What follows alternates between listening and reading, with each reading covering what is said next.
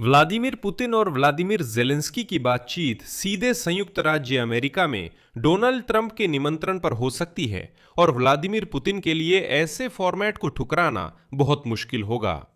ऐसा लग रहा है कि पुतिन को अब एक नए जाल में फंसाने की कोशिश हो रही है।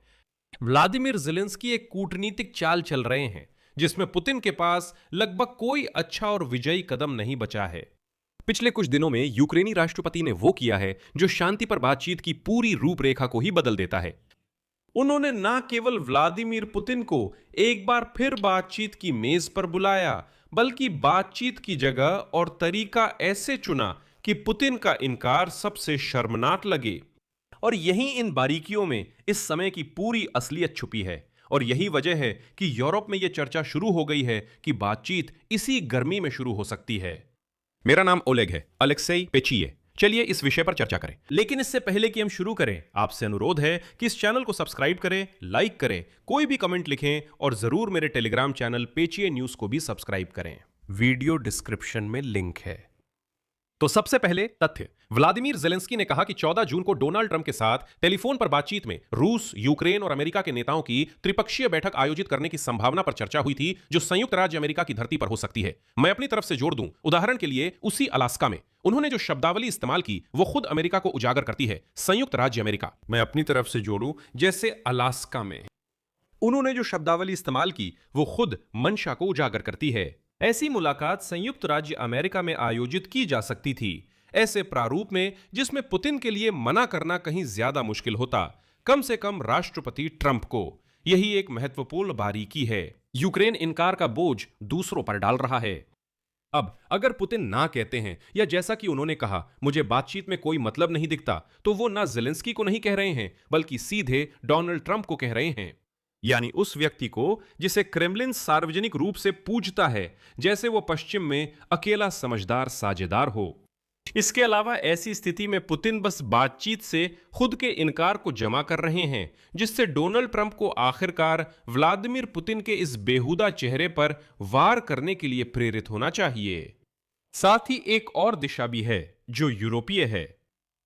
यूक्रेन ने सोवियत संघ, अमेरिका और फ्रांस से चर्चा की थी।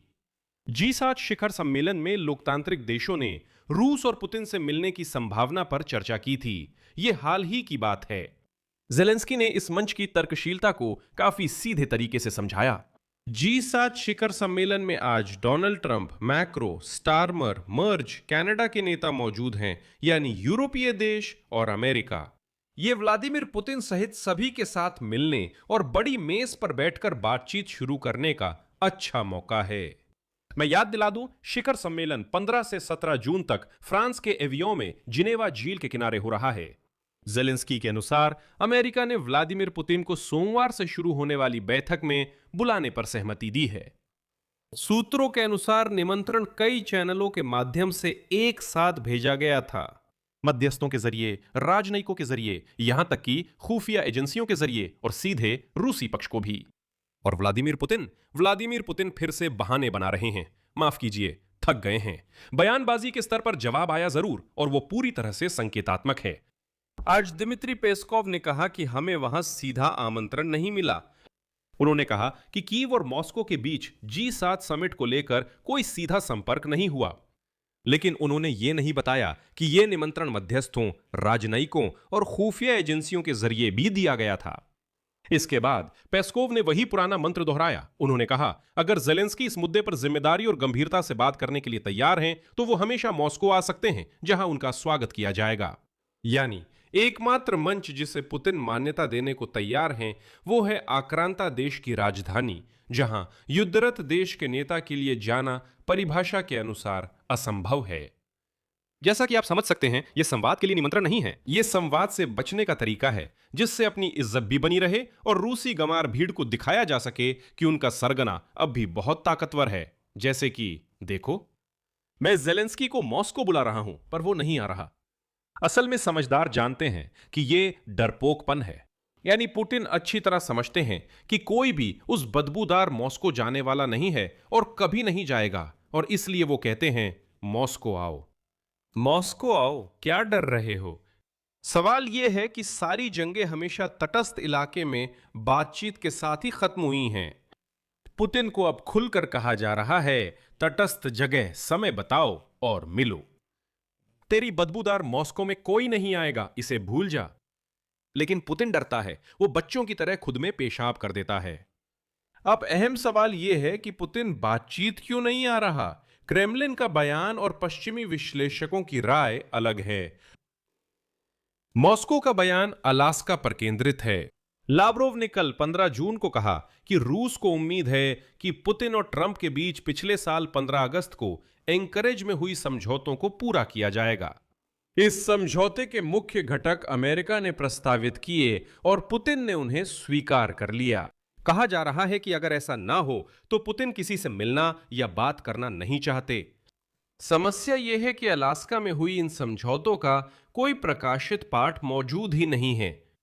रूसी पक्ष यह सार्वजनिक नहीं करता कि क्या सहमति हुई थी। और सबसे आम व्याख्या, मैं दोहराता हूं, व्याख्या यह है कि जैसे डोनाल्ड ट्रंप ने रूस को पूरा डॉनबास सौंपने पर सहमति जताई थी। डोनाल्ड ट्रंप ने ऐसी सहमति होने से सार्वजनिक रूप से इनकार किया था। और यहां क्रेमलिन के खेल की रणनीति इस प्रकार है। मॉस्को आधिकारिक दस्तावेज की अनुपस्थिति का फायदा उठाता है ताकि वो अलास्का में हुई उस मुलाकात को अपने हित में बताकर उसका मनचाहा अर्थ निकाल सके और रूस को शांति के लिए तैयार देश दिखा सके जिसे चालाकी से धोखा दिया जा रहा हो। ये वही बात है जैसे गंदी रूस ने नेटो के पूर्व की ओर विस्तार ना करने के कथित मौखिक वादे का इस्तेमाल यूक्रेन पर हमले के बहाने के रूप में किया। एक बार फिर जब रूसी लोग कहते हैं कि नाटो ने कभी उन्हें पूर्व की ओर विस्तार न करने का वादा किया था, तो हमेशा सवाल उठता है, दस्तावेज कहां हैं, कहां हैं? और फिर रूसी कहते हैं, हमें मौखिक रूप से वादा किया गया था। हमें तो मौखिक रूप से वादा किया गया था और वो वादा निभाया नहीं गया। क्या ऐसा कोई वादा था? कोई नहीं जानता। यही अलास्का के मामले में भी हो रहा है। पुतिन और ट्रंप के बीच डोनबास पर कोई समझौता हुआ था या नहीं, कोई नहीं जानता। दस्तावेज भी नहीं है। रूसी लोग कहते हैं, हमें मौखिक रूप से वादा किया गया था कि ऐसा ही होगा, इसलिए हम उन समझौतों के पूरा होने की प्रतीक्षा कर रहे हैं जो शायद कभी हुए ही नहीं। पश्चिमी थिंक टैंक इसे अलग तरह से देखते हैं, जैसे युद्ध अध्ययन संस्थान इसे इस रूप में दिखाता है। यूक्रेन लगातार नेताओं की बैठक के लिए अपनी तैयारियों का प्रदर्शन कर रहा है, जबकि क्रेमलिन अधिकतमवादी सैन्य लक्ष्यों के प्रति अपनी लगातार प्रतिबद्धता और बातचीत करने की पूरी अनिच्छा दिखा रहा है। 4 जून को ज़ेलेंस्की के खुले पत्र में युद्ध विराम और व्यक्तिगत मुलाकात का प्रस्ताव था, जिस पर पुतिन ने जवाब दिया कि उन्होंने पत्र को सरसरी तौर पर देखा है, लेकिन मुलाकात में कोई मतलब नहीं देखते। इसी के साथ युद्ध अध्ययन संस्थान के अनुसार न तो अमेरिका और न ही रूस ने अलास्का में कथित रूप से हुई किसी भी सहमति पर कोई बयान या विज्ञप्ति जारी की है, और क्रेमलिन बार बार आधिकारिक दस्तावेजों की इस कमी का फायदा उठाता है। समस्या की जड़ खुद व्लादिमीर पुतिन की विकृत विश्व दृष्टि में है, और शायद यही इस पूरी कहानी में सबसे चिंताजनक बात है। पुतिन अब भी मानते हैं कि रूस की सैन्य जीत अनिवार्य है, भले ही आंकड़े इसके विपरीत हों। युद्ध अध्ययन संस्थान भी यही निष्कर्ष प्रस्तुत करता है। पुतिन का युद्ध के मैदान की स्थिति पर दिया गया बयान उपलब्ध तथ्यों से मेल नहीं खाता, जिससे पता चलता है कि रूसी सैन्य कमान पुतिन को वास्तविक स्थिति की विश्वसनीय खुफिया जानकारी नहीं दे रही है। दूसरे शब्दों में, युद्ध के अंत का फैसला करने वाला व्यक्ति अपने ही जनरलों की बढ़ा चढ़ाकर पेश की गई रिपोर्टों के आधार पर फैसले लेता है। यही कारण है कि विश्लेषकों के अनुसार पुतिन की सैन्य खर्चों में कटौती न करने और युद्ध को समेटने की अनिच्छा ये दर्शाती है कि वो खुद को निकट या मध्यम अवधि में जीतने में सक्षम मानते हैं। लेकिन ऐसा ही 2025 की शुरुआत में भी था, लेकिन पुतिन अब तक जीत नहीं पाए हैं। लेकिन क्रेमलिन के लिए हकीकत और भी खराब होती जा रही है, और अब खुद ज़ेलेंस्की भी इस बारे में बात कर रहे हैं, और असल में आंकड़े भी इसकी पुष्टि करते हैं। आज ज़ेलेंस्की ने साफ तौर पर बताया कि यूक्रेन के हाथ में अब वही पत्ते हैं। रूसी सेना ने वसंत गर्मी के हमले के दौरान 12 दिशाओं में आगे बढ़ने की कोशिश की, लेकिन लगभग हर जगह उन्होंने पहल खो दी।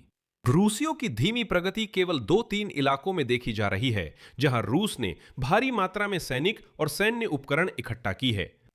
और यहीं एक सुंदर प्रतीकात्मक बात उभरती है, मैं ऐसा कहूंगा 2025 में। व्हाइट हाउस में ट्रंप ने ज़ेलेंस्की से कहा था कि यूक्रेन के पास युद्ध में कोई पत्ता नहीं है।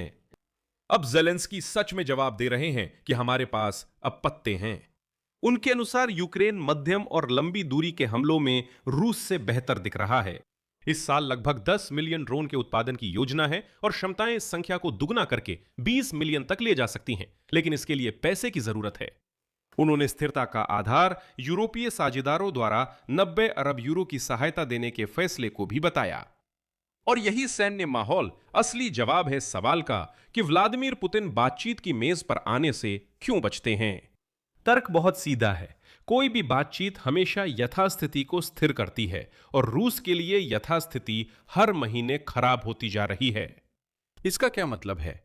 जलते हुए तेल रिफाइनरी, जलते हुए टर्मिनल, रूस में तेल प्रसंस्करण 16 साल के न्यूनतम स्तर पर है।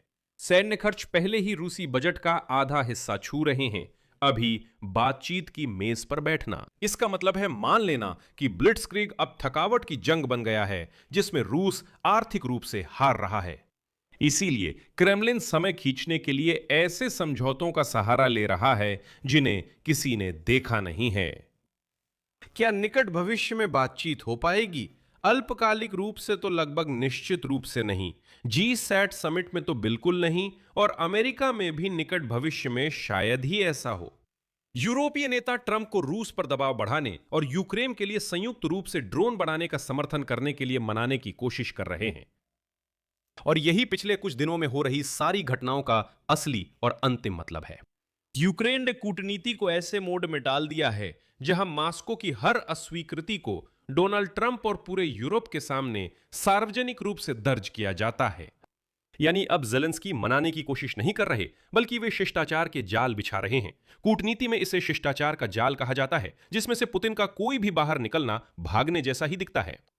इसलिए कहा जा सकता है कि निकट भविष्य में बातचीत शुरू नहीं होगी, क्योंकि कोई प्रस्ताव या मंच की कमी नहीं है, बस वे शुरू नहीं होंगी। क्योंकि क्रेमलिन में बैठे उस व्यक्ति को यह मानने में डर लगता है कि वो हार चुका कमजोर बुजुर्ग है।